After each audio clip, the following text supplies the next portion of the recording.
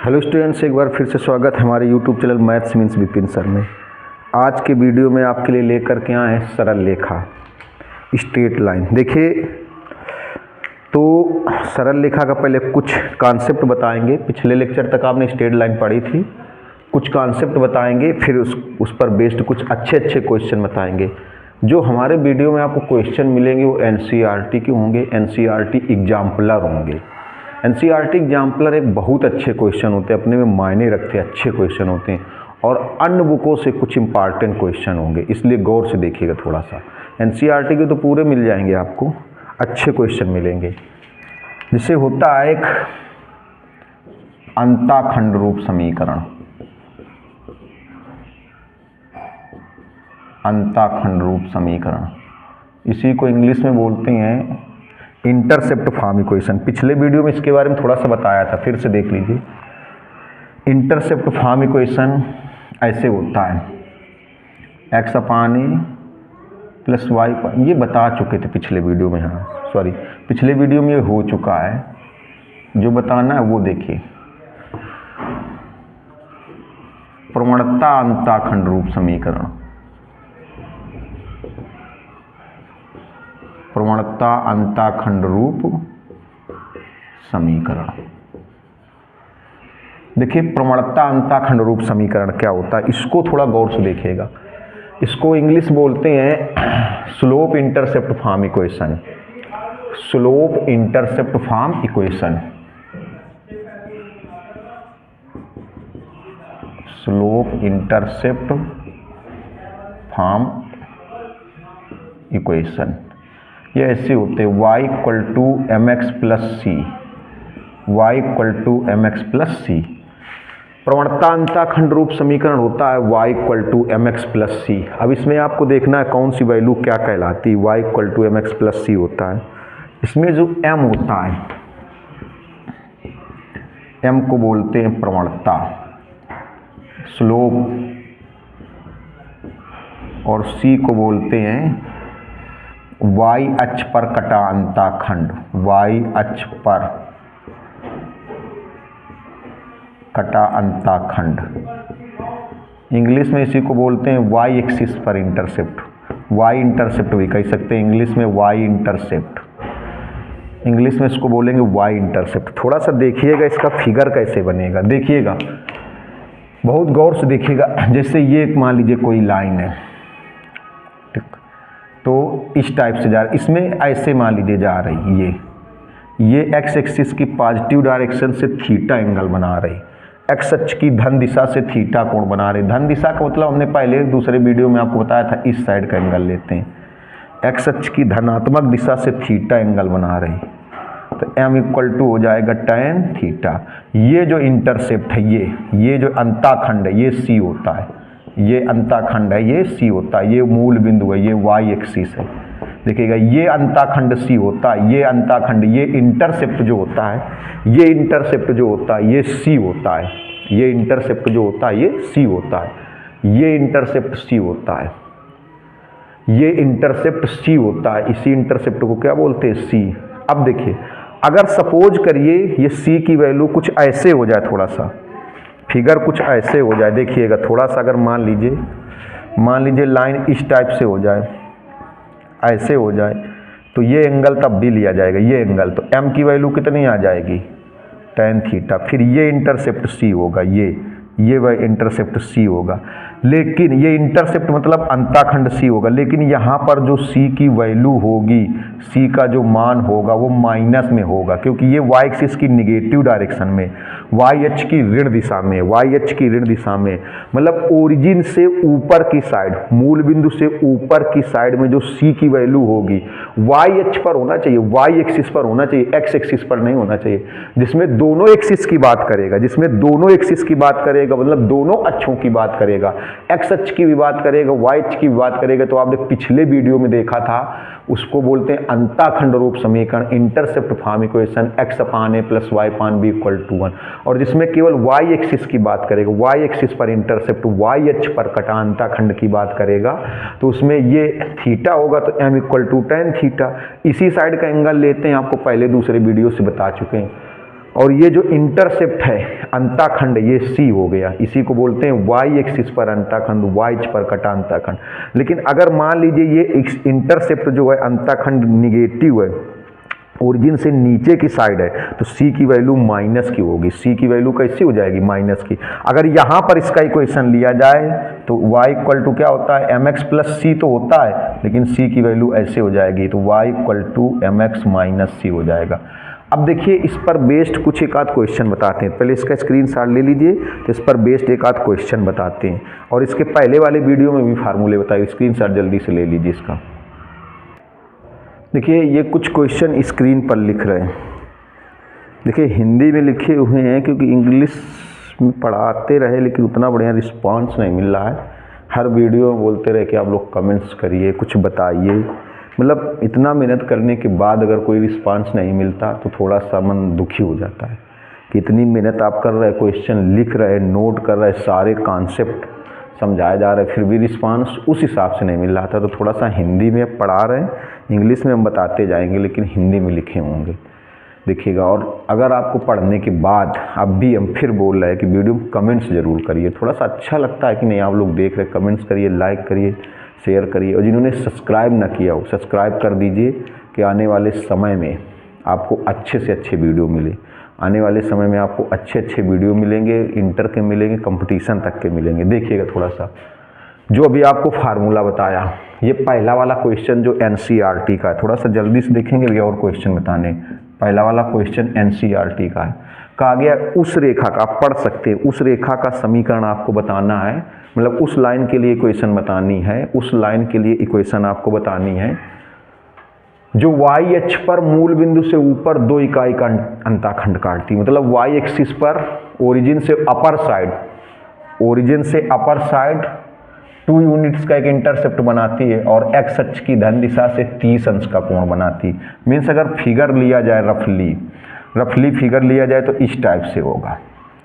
ये जो एंगल है ये देखिए 30 होगा, 30, और ये अपर साइड, ये ओरिजिन है, ये मूल बिंदु है, मूल बिंदु से ऊपर ये जो है ये 2 है, ये 2 यूनिट है। देखो वाई अक्ष पर मूल बिंदु से ऊपर ये मूल बिंदु है, ये ओरिजिन है, ओरिजिन से ऊपर साइड अपर साइड, मूल बिंदु से ऊपर मतलब ओरिजिन से अपर साइड, ओरिजिन से अपर साइड, मूल बिंदु से ऊपर ये 2 यूनिट्स का एक इंटरसेप्ट है, 2 इकाई का एक अंताखंड है, तथा एक्स अक्ष की धन दिशा से। एक्स अक्ष की धन दिशा का मतलब हमने आपको बताया था, कुछ लोग सोच रहे हैं तो इधर आ गया। देखिए एक्स अक्ष की धन दिशा का मतलब हो गया चाहे इधर हो, चाहे इधर हो, चाहे इधर हो, चाहे जैसे ये वाला एंगल जो होता है, सॉरी ये तो मान लीजिए ये वाला एंगल, ये तो एक्सिस है, ये एंगल जो होता है राइट साइड का एंगल होना चाहिए, हमने आपको फर्स्ट वीडियो में बताया था। तो देखिए जरा, ओरिजिन से अपर साइड, देखो इसमें क्या है, इस लाइन के लिए इक्वेशन बताना है, क्या करती है वाई अक्ष पर मूल बिंदु से ऊपर, ये है देखो वाई अक्ष, ये है वाई एक्सिस, और ये है मूल बिंदु ओरिजिन है, इससे ऊपर की साइड में अपर साइड में 2 यूनिट्स का, ये देखो 2 इकाई का, 2 यूनिट्स का अंताखंड काट रहे, 2 इकाई का, ये 2 इकाई का है, 2 यूनिट्स का ये इंटरसेप्ट है, 2 इकाई का अंताखंड है, और ये जो लाइन है वो वाई एक्स एक्सिस की पॉजिटिव डायरेक्शन से, एक्स एक्सिस की धन दिशा से, एनसीईआरटी का क्वेश्चन है, एनसीईआरटी का, ये एनसीईआरटी बुक का है, एक्स एक्सिस की पॉजिटिव डायरेक्शन से 30 का एंगल बना रही, 30 का।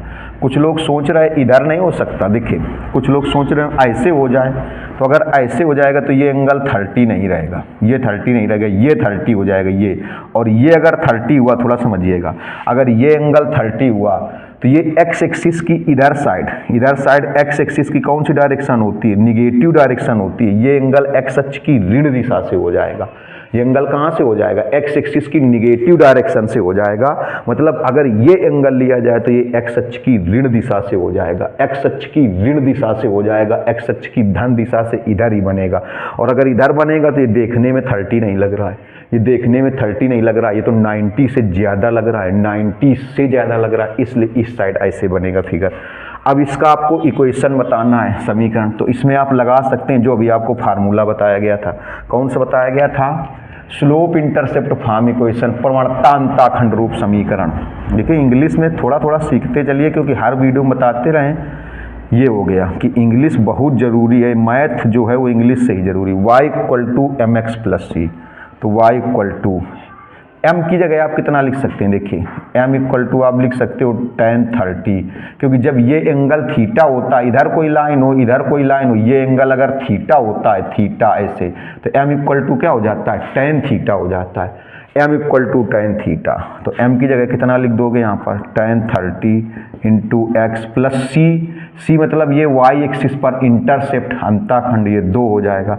अगर ये नीचे की तरफ होता, ये जो इंटरसेप्ट है, ये जो अंताखंड है, ये इंटरसेप्ट मीन्स ये अंताखंड अगर ओरिजिन से, मूल बिंदु से नीचे की साइड होता, तो यहाँ पर c की वैल्यू माइनस की होती। इतना ध्यान रखिएगा, c की वैल्यू कैसी होती, माइनस की। तो y इक्वल टू इसकी वैल्यू 1/√3x और प्लस 2, ये आंसर हुआ। चाहो तो इसको एलसीएम लेके सॉल्व कर सकते हो। दूसरा देखिए थोड़ा सा कहा गया है, उस रेखा का समीकरण जो x अक्ष से tan इनवर्स 3 का एंगल बनाती तथा y अक्ष की ऋण दिशा से 4 इकाई का अंताखंड काटती। y अक्ष की ऋण दिशा से मतलब इस टाइप से हो गया, इस टाइप से। ये एंगल मान लो थीटा है, ये है y एक्सिस की ऋण दिशा मतलब y एक्सिस की निगेटिव डायरेक्शन से, y एक्सिस की ऋण दिशा में 4 इकाई का अंताखंड काटती है। अब ऊपर साइड नहीं होगा, क्यों, क्योंकि ऊपर साइड अगर हो जाएगा तो y एक्सिस की पॉजिटिव डायरेक्शन से हो जाएगा, y एक्सिस की पॉजिटिव डायरेक्शन से हो जाएगा। कहाँ पर होना चाहिए, y एक्सिस की निगेटिव डायरेक्शन में होना चाहिए, निगेटिव डायरेक्शन में, इस साइड होगा, ये 4 होगा, ये 4 होगा। तो देखिए आपको हम कई बार बता चुके हैं कि ये 4 जो डिस्टेंस है ये निगेटिव नहीं होती है, डिस्टेंस निगेटिव नहीं होती, ये 4 होगा।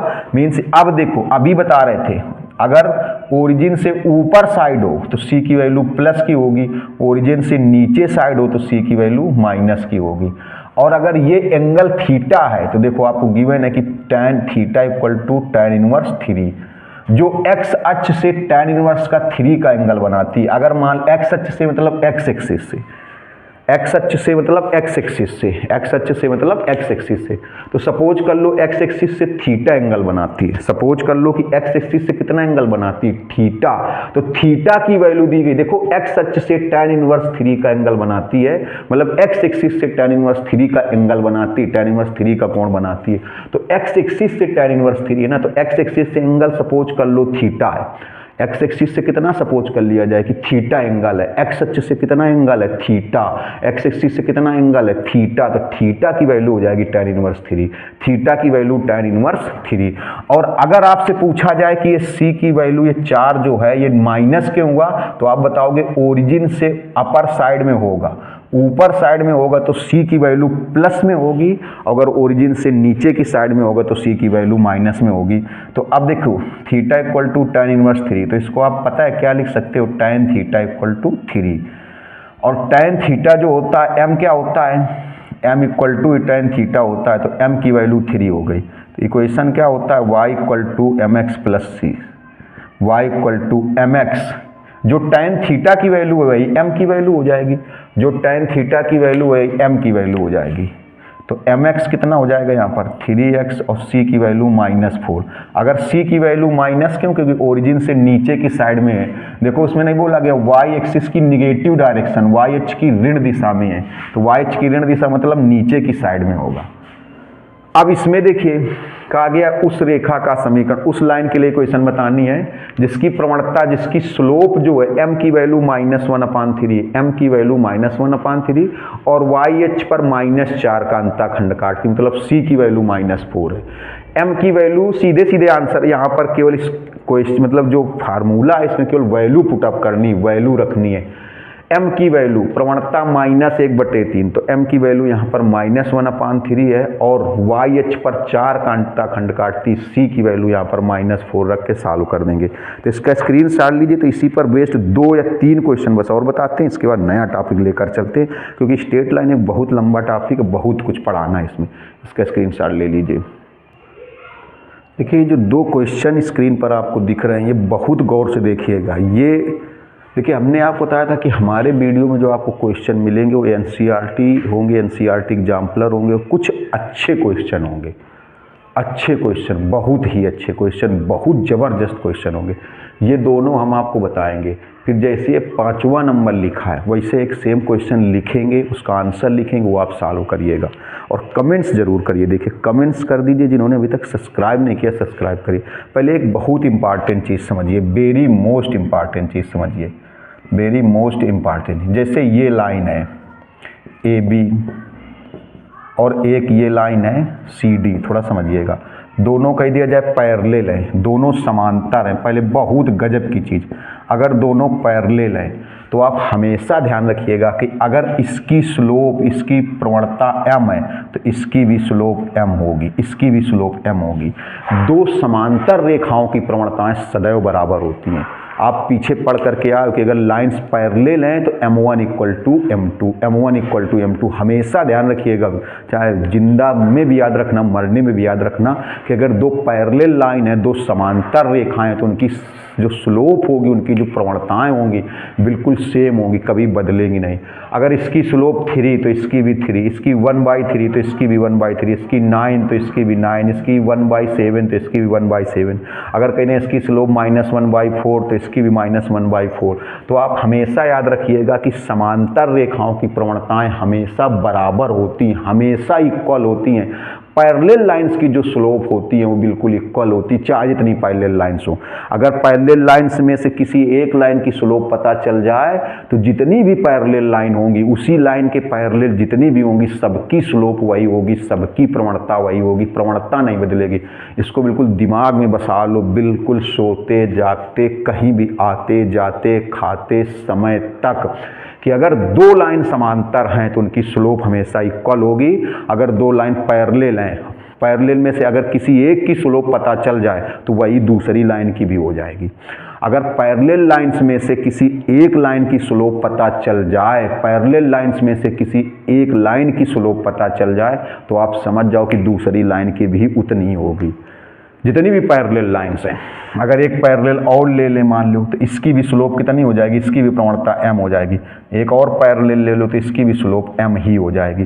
तो अगर पैरेलल लाइंस में से, समांतर रेखाओं में से, पैरेलल लाइंस मतलब समांतर रेखाओं में से किसी एक लाइन की, किसी एक रेखा की अगर प्रवणता पता चल जाए, जानकारी हो जाए, तो जितनी भी उसके पैरेलल होंगी, जितनी भी रेखाएं उसी की समांतर होंगी, उसी के पैरेलल होंगी, उनकी भी स्लोप उतनी ही होगी, कभी बदलती नहीं है।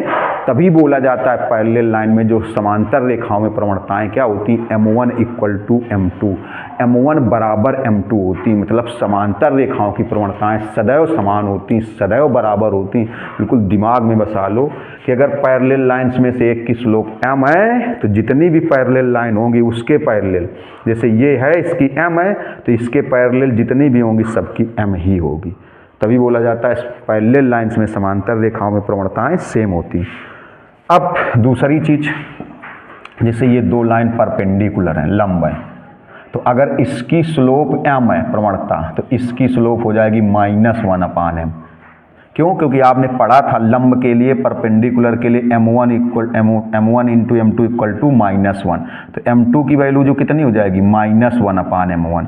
मतलब जितनी पहले दूसरी वाली स्लोप कितनी हो जाएगी, -1 पहले वाले की स्लोप, यही तो होगी। अगर पहले वाले की स्लोप m है तो दूसरी परपेंडिकुलर की कितनी हो जाएगी, -1/m।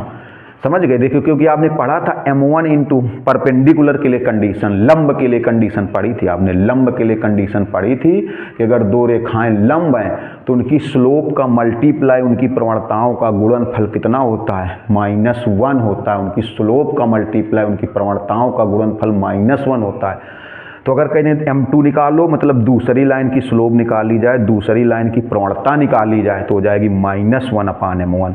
मतलब जितनी पहली लाइन की स्लोप होगी तो परपेंडिकुलर लाइन की स्लोप कितनी हो जाएगी, -1/। जैसे हम आपसे कह दें कि चलो सपोज करो इसकी स्लोप 1/3 है, तो इसकी स्लोप कितनी हो जाएगी बताओ, तो हो जाएगी -1/1/3। अगर इसकी m है तो परपेंडिकुलर के लिए बता रहे, लंब के लिए बता रहे, पैरेलल में तो बिल्कुल है सेम होगी। पैरेलल में अगर पैरेलल में एक की 1/3 है तो दूसरी पैरेलल लाइन की, दूसरी समांतर रेखा की भी 1/3 हो जाएगी। लेकिन परपेंडिकुलर में क्या है, अगर एक की m है, परपेंडिकुलर मतलब समझते होगे लंब, मतलब 90 डिग्री का कोण, तो अगर एक लाइन की m है तो दूसरी लाइन की हो जाएगी -1/m। ये बहुत अच्छी चीज़ें हैं, आने वाले समय में बहुत काम देंगी, इंटर में भी इनका काम पड़ेगा, इसलिए बिल्कुल दिमाग के अंदर तक ले जाओ इनको, बिल्कुल बसा लो दिमाग में। तो अगर परपेंडिकुलर में से एक की m है तो दूसरे की हो जाएगी -1/m। परपेंडिकुलर में जैसे इसकी कह दें 1/3 तो इसकी कितनी हो जाएगी -1 जैसे -1/m तो -1/1/3, 3 इधर चला जाएगा तो आंसर कितना हो जाएगा -3। तो इसको चाहे नोट कर लीजिए, चाहे इसका स्क्रीनशॉट लीजिए, फिर आपको पहला वाला क्वेश्चन बताते हैं। पहला वाला क्वेश्चन दूसरा वाला बताते हैं, दूसरे के जैसा एक लिखेंगे। देखिए जरा, तो आप बिल्कुल सीख गए होंगे कि अगर पैरेलल लाइन में किसी एक की स्लोप m है तो दूसरे की भी m ही होगी समांतर में, और परपेंडिकुलर में लंब में क्या होगा, अगर किसी की स्लोप m है तो दूसरे वाले की स्लोप होगी -1/m, मतलब जितनी होगी उसको -1 कर देंगे। अब देखिए पहला वाला क्वेश्चन पढ़ते हैं। तो उस रेखा का हिंदी में लिखा, इंग्लिश में कन्वर्ट करके बताएंगे। अभी तक इंग्लिश में होता था, हिंदी में बताते थे, अब हिंदी में होगा, इंग्लिश में कन्वर्ट कर देंगे। देखिएगा, इंग्लिश में कन्वर्ट करके बताएंगे। उस रेखा का समीकरण जो YH पर -4 का अंतःखंड काटती है, मतलब उस लाइन के लिए क्वेश्चन बतानी है जो Y एक्सिस पर -4 का इंटरसेप्ट कट करती है, तथा जो बिंदुओं 2, -5, 1, 2 को मिलाने वाली रेखा के समांतर है। मतलब एक ऐसी रेखा आपको बतानी है जो y एक्सिस पर -4 का अंतःखंड तो काटती है, लेकिन वो इन दो बिंदुओं को मिलाने वाली लाइन, इन 2 पॉइंट्स को ज्वाइन करने वाली लाइन के पैरेलल है। मतलब एक ऐसी लाइन के लिए क्वेश्चन बताना है, ऐसी लाइन के लिए क्वेश्चन बताना है जो y एक्सिस पर -4 का इंटरसेप्ट काटती है, y एक्सिस पर -4 का इंटरसेप्ट करती है और इन 2 पॉइंट्स को ज्वाइन करने वाली लाइन के पैरेलल है। तो अब देखिए, अब पहले गौर से देखिएगा। तो y एक्सिस पर जो इंटरसेप्ट है, YH पर अंतःखंड, इसको बोलेंगे y एक्सिस पर, YH पर अंतःखंड, इंग्लिश में बोलेंगे y axis, intercept on y axis, ये -4 है। मतलब ये c की वैल्यू हो गई कितनी, -4। अब देखिए, जैसे हम लोग फार्मूला लगाते हैं y = mx + c, तो c की वैल्यू पता चल गई, m कहाँ से लाएंगे? तो m देखो, अगर इस दोनों पॉइंट को ज्वाइन करने वाली लाइन, देखिए जैसे ये है, मान लो सपोज करो एक पॉइंट ये हो गया 2, -5 और एक ये हो गया 1, 2। पहले इसकी स्लोप निकाल लो, इस लाइन की स्लोप निकाल लो, इसकी स्लोप मतलब इसकी प्रवणता निकाल लो m। कैसे निकालोगे? y2 - y1 x2 - x1। देखिए m = y2 - y1 x2 - x1। देखिए y2 - y1 2 और -5 की जगह -5 तो प्लस हो जाएगा, x2 1 - x1 2, तो m = आएगा 7/-1, तो m की वैल्यू आ जाएगी -7, m की वैल्यू -7। अब देखिए, अब आपको उस लाइन के लिए क्वेश्चन बताना है, आपको उस लाइन के लिए ही क्वेश्चन बतानी है, उस लाइन का समीकरण बताना है जो इसके पैरेलल है, जो इसके समांतर है। क्यों? क्योंकि क्वेश्चन में पढ़िए, क्वेश्चन में बोला गया है उस रेखा का समीकरण, उस लाइन का इक्वेशन जो y एक्सिस पर -4 का अंतःखंड काटती, YH पर -4 का अंतःखंड काटती, मतलब c की वैल्यू, लेकिन तथा जो इन दो बिंदुओं, इन 2 पॉइंट्स को ज्वाइन करने वाली लाइन के पैरेलल है, मतलब इन 2 पॉइंट को मिलाने वाली रेखा के समांतर है। तो इन 2 पॉइंट को मिलाने वाली रेखा की, इन 2 पॉइंट को ज्वाइन करने वाली लाइन की स्लोप कितनी आ गई? इन 2 बिंदुओं को मिलाने वाली रेखा की प्रवणता ये आ गई।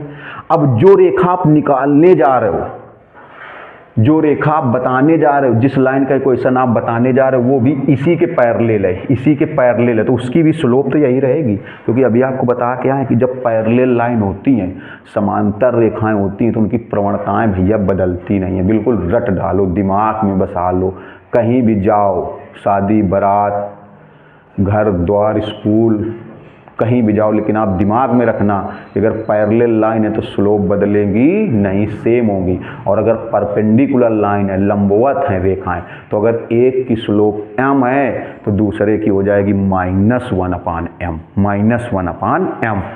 तो अब देखिए, तो जो लाइन आप निकालने जा रहे हैं, जिस रेखा का हम लोग समीकरण बताने जा रहे हैं, उसके लिए c की वैल्यू तो यही हो जाएगी और m की वैल्यू भी यही हो जाएगी। क्यों?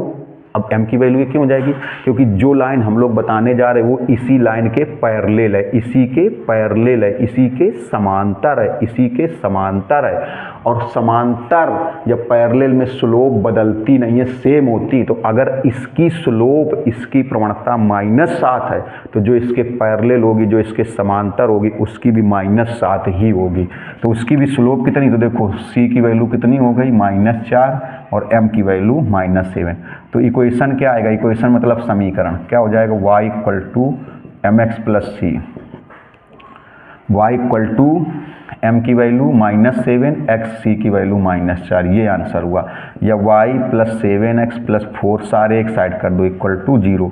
अगर मान लीजिए आपसे किसी ने क्वेश्चन कर दिया, सपोज कर लीजिए कि किसी ने आपसे क्वेश्चन कर दिया कि ये तो m की वैल्यू इस लाइन के लिए है, तो आप बताओगे जिस लाइन का हम लोग समीकरण निकाल रहे हैं, जिसका समीकरण हम लोग बता रहे हैं, वो लाइन भी इसी लाइन के पैरेलल है।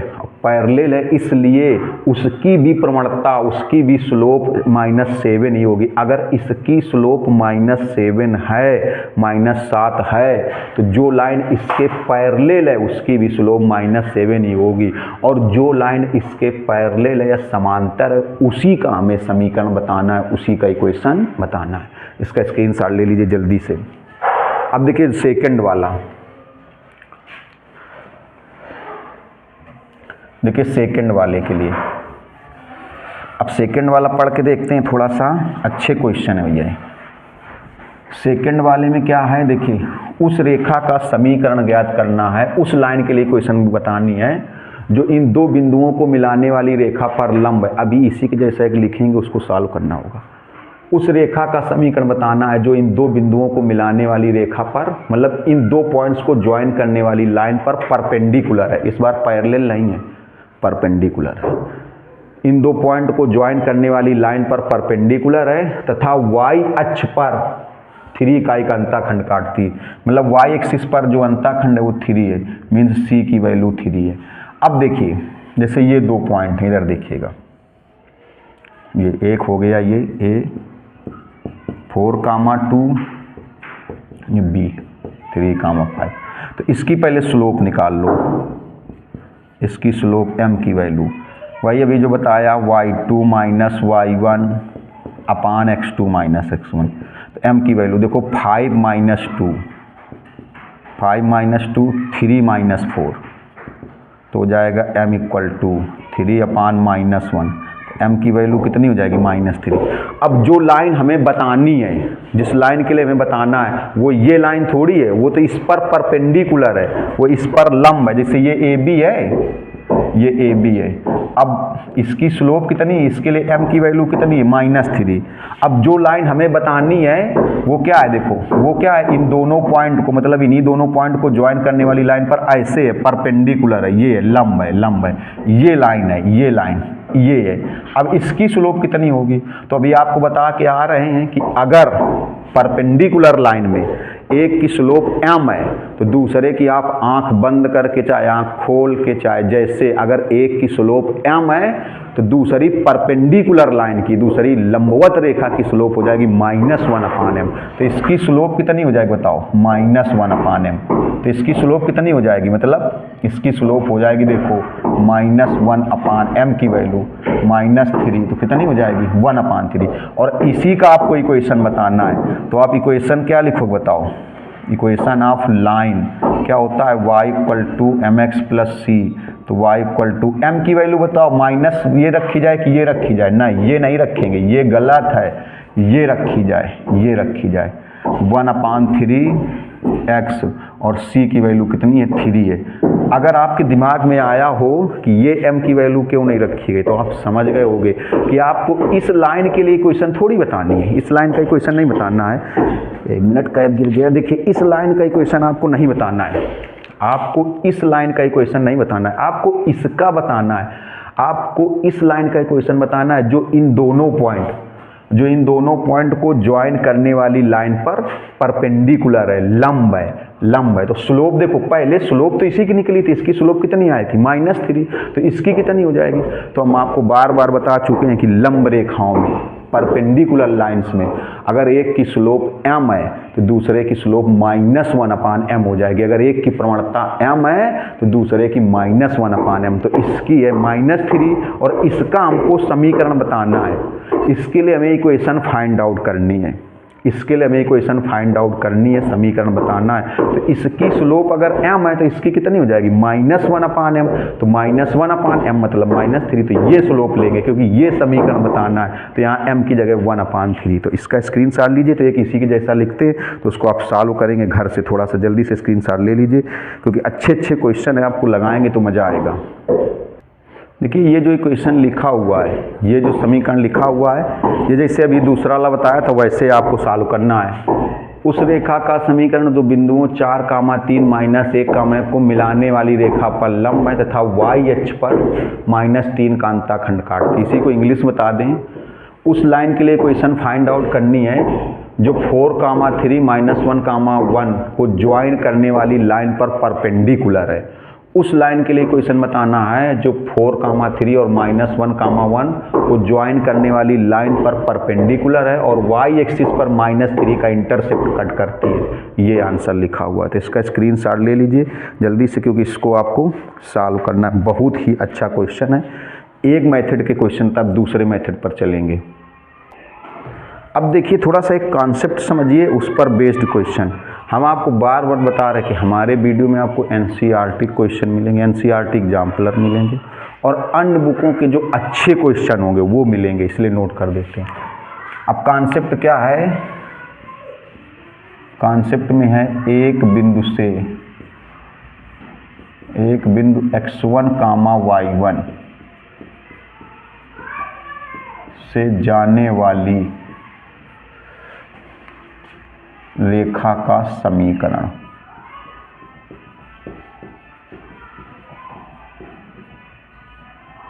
एक बिंदु x1, y1 से जाने वाली रेखा का समीकरण। जैसे मान लीजिए कोई एक पॉइंट से पास होती लाइन x1, y1 से पास होती है। सपोज करिए जैसे ये कोई लाइन है, चलो ये लाइन x1, y1 से पास होती है और ये थीटा एंगल बनाती है। एक्स एक्सिस की पॉजिटिव डायरेक्शन की, एक्स एक्सिस की धन दिशा से एक पॉइंट x1, y1 से पास होती है, x1, y1 से जाती है और एक्स अक्ष की धन दिशा से थीटा कोण बनाती है। एक्स अक्ष की धन दिशा से थीटा कोण बनाती है। तो पहले इसकी स्लोप निकाल लो। स्लोप मतलब समझते होगे, प्रवणता निकाल ली जाए। तो इसकी प्रवणता क्या लिख सकते हो? m = tan theta.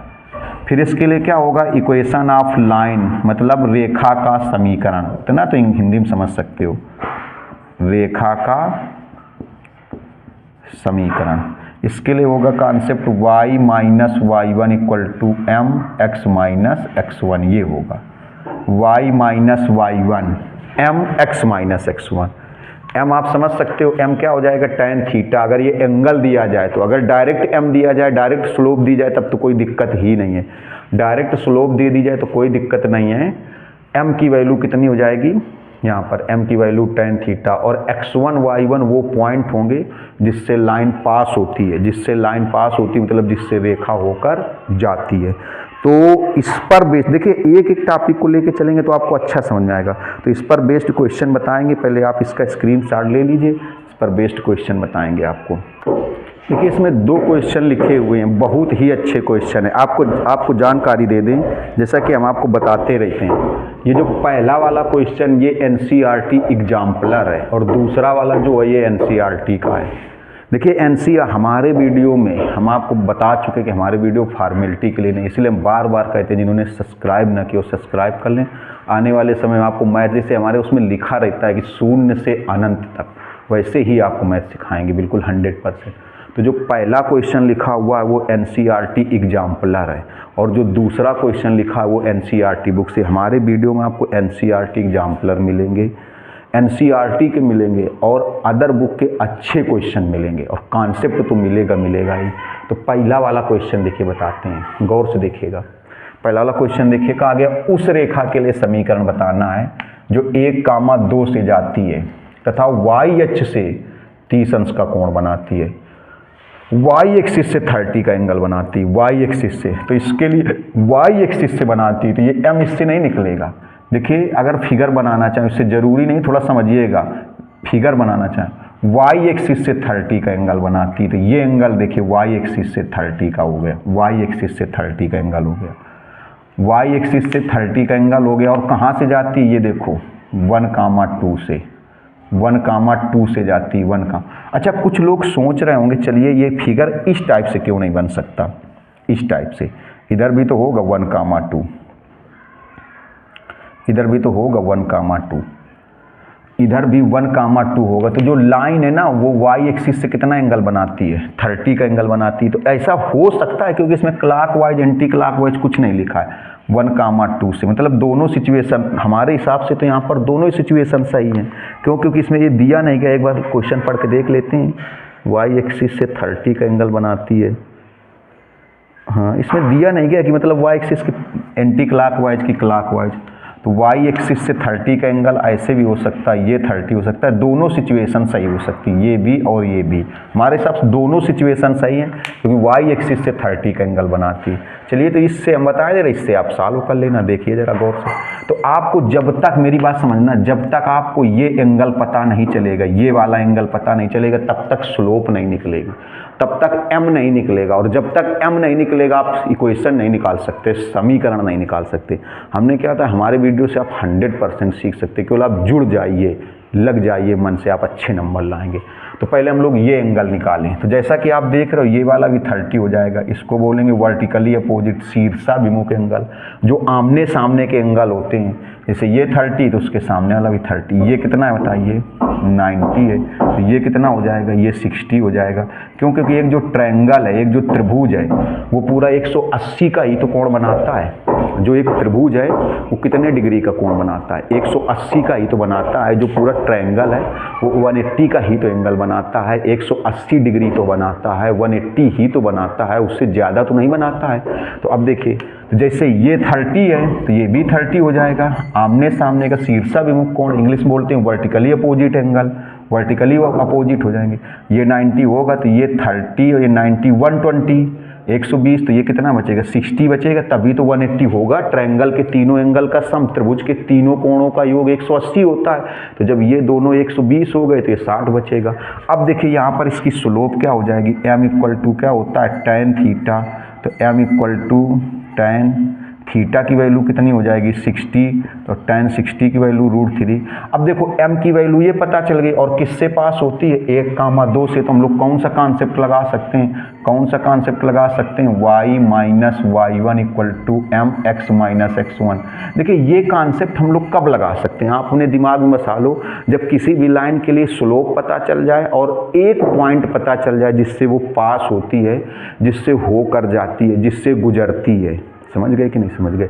ये वाला कॉन्सेप्ट हम लोग लाइन के लिए कब लगाएंगे, कब लगाएंगे, कैसे लगाएंगे, ये चीज़ें देखिए सारी चीज़ें दिमाग में बिल्कुल होनी चाहिए। जैसे क्वेश्चन आए एग्जाम में हो या कहीं पर मिले तो बिल्कुल पढ़ करके लगने लगे कि नहीं हमें कौन सा कॉन्सेप्ट यूज करना है। तो इसके लिए थोड़ी सी मेहनत करनी पड़ेगी, और हर वीडियो में बोलते हैं थोड़ी सी मेहनत करने की ज़रूरत है, और मेहनत करिए भी अगर जीवन में कुछ पाना चाहते हैं, कुछ हासिल करना चाहते हैं। देखिए तो ये वाला कॉन्सेप्ट, ये वाला फार्मूला कब लगेगा, जब आपको रेखा की प्रवणता पता चल जाए, स्लोप पता चल जाए, और एक ऐसा पॉइंट पता चल जाए जिससे लाइन पास होती है, जिससे रेखा गुजरती है, जिससे होकर रेखा जाती है, जिससे पास होती है। तो यहाँ पर हम लोग कॉन्सेप्ट लगा सकते हैं। देखिए ये जिससे पास होती है, ये x1, ये y1, तो y1 means 2, m means √3, m की वैल्यू कितनी हो गई, √3, x माइनस x1 की वैल्यू 1 हो गई। अब देखिए y माइनस 2, ये हो जाएगा √3x माइनस √3। सारे टर्म एक तरफ कर लिए जाएं, देखो √3x माइनस √3, ये y इस साइड ले आओ माइनस y, 2 इस साइड ले आओ +2 इक्वल टू 0। ये हो जाएगा √3x minus y plus √3x minus y plus 2 minus √3 equal to 0। ये हो गया, ये हो गया। अब देखिए दूसरे वाले में दो क्वेश्चन लिखे, ये NCERT एग्जाम्पलर है और दूसरा वाला जो है वो NCERT का ही है। तो आप इसका स्क्रीनशॉट जल्दी से लीजिए, तो तब दूसरा वाला बताते हैं। हमारे वीडियो में आपको NCERT के भी मिलेंगे और भी अन्य बुकों के भी अच्छे क्वेश्चन मिलेंगे, तो इसलिए थोड़ा सा इसका स्क्रीनशॉट ले लीजिए, देखिएगा। अब दूसरा वाला देखते हैं। देखिए जो दूसरे नंबर का दूसरा पार्ट है, जो दूसरे नंबर का ये दूसरा पार्ट है, इसको हम दो तरीके से लगा के दिखाएंगे, दो तरीके से भी इसको दो मेथड से लगा के दिखाएंगे। और दोनों मेथड में गारंटी लेता हूँ, चाहे आप कमेंट्स कर देना, कमेंट्स ज़रूर करिए। देखिए कमेंट्स करिए, शेयर करिए, लाइक करिए, सब्सक्राइब तो पहले कर लीजिए, सारे काम करने से पहले सब्सक्राइब कर लीजिए। आने वाले समय में मैथ में आप बादशाह बनेंगे अगर, इसलिए सब्सक्राइब जरूर करिए। अब देखिए इसको दो तरीके से बताएंगे। पहले ये देखिए पहला पार्ट कहा गया है उस रेखा के लिए समीकरण बताना है जिसके लिए tan थीटा की वैल्यू 1/2, जहाँ थीटा रेखा का झुकाव है।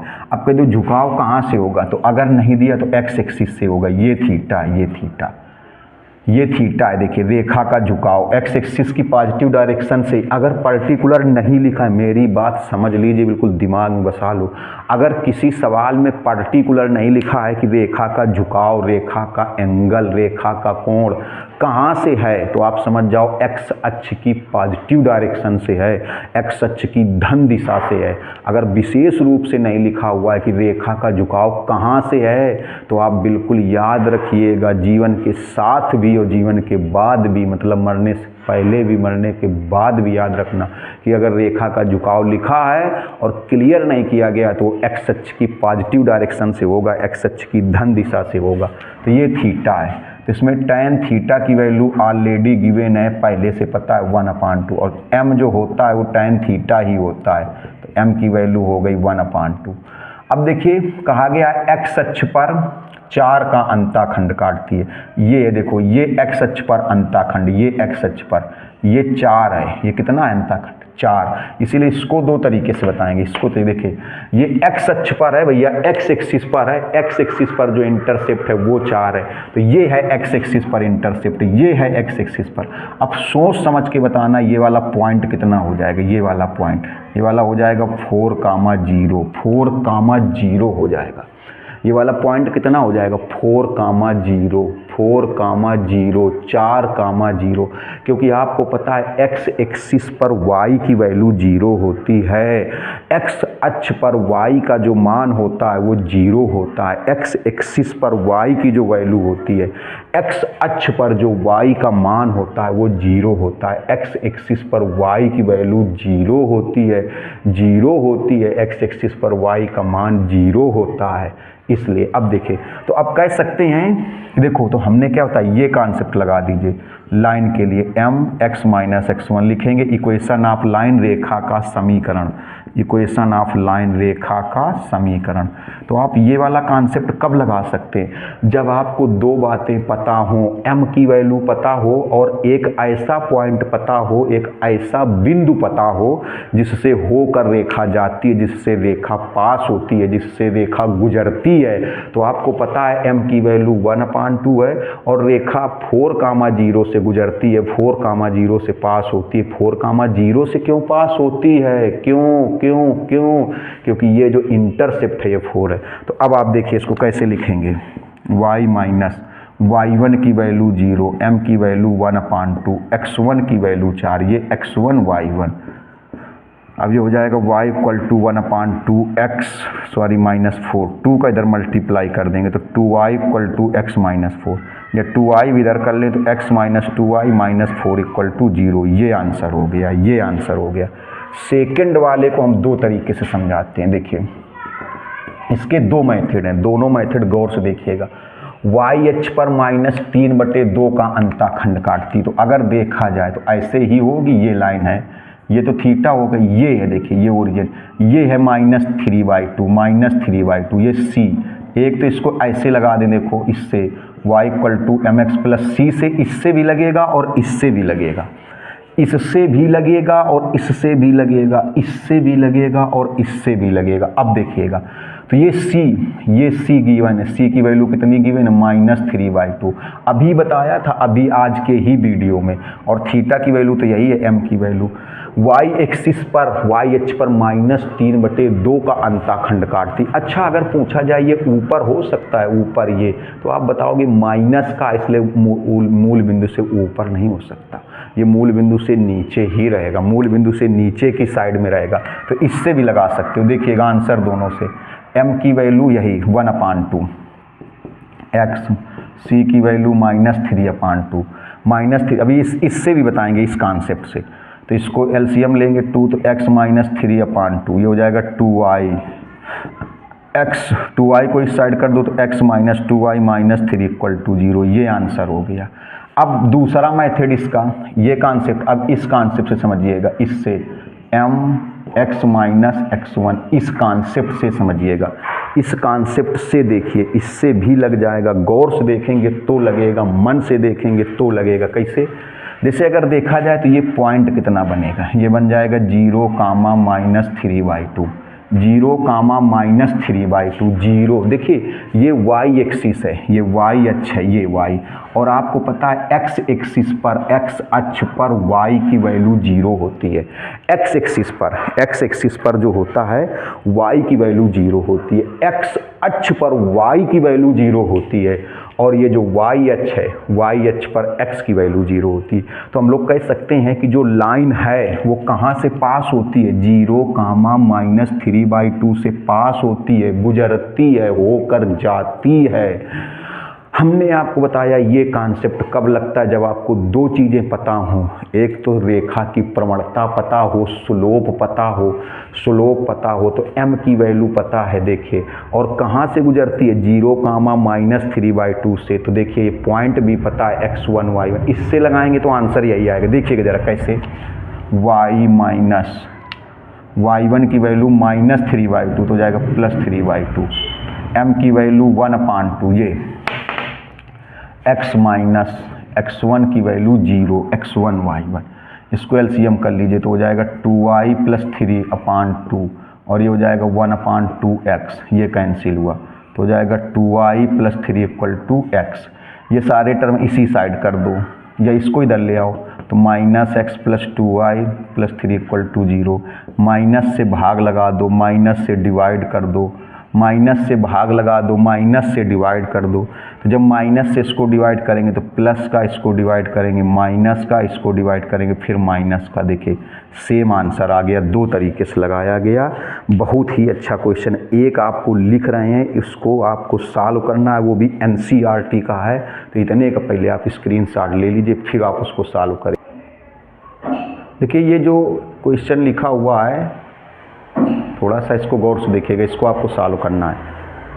कहा गया उस रेखा का समीकरण जो -2, 3 से जाती तथा x अक्ष से 45 का कोण बनाती, ये आंसर। तो ये इसी कॉन्सेप्ट पर है। अब अगले वीडियो में इस कॉन्सेप्ट के 2, 3, 4 क्वेश्चन बताएंगे, NCERT एग्जाम्पलर, और कुछ अन्य क्वेश्चन बताएंगे अनइम्पॉर्टेंट। और फिर नेक्स्ट में से मतलब उसी वीडियो में से आपको अन्य एक दूसरा टॉपिक भी बताया जाएगा, दूसरा मेथड भी बताया जाएगा, दूसरा कॉन्सेप्ट भी बताया जाएगा। तो अब अगर आपको लगा उतने हमने 100% प्रयास किया है आपको समझाने के लिए, तो आप सब्सक्राइब कर दीजिए, शेयर करिए, कमेंट्स जरूर करिए। कमेंट्स करने से पता चलता है कि नहीं आप लोग पढ़ रहे हैं। जो भी हो आपके दिमाग में वो कमेंट्स जरूर करिए। मिलते हैं नेक्स्ट वीडियो में, तब तक के लिए नमस्कार, धन्यवाद।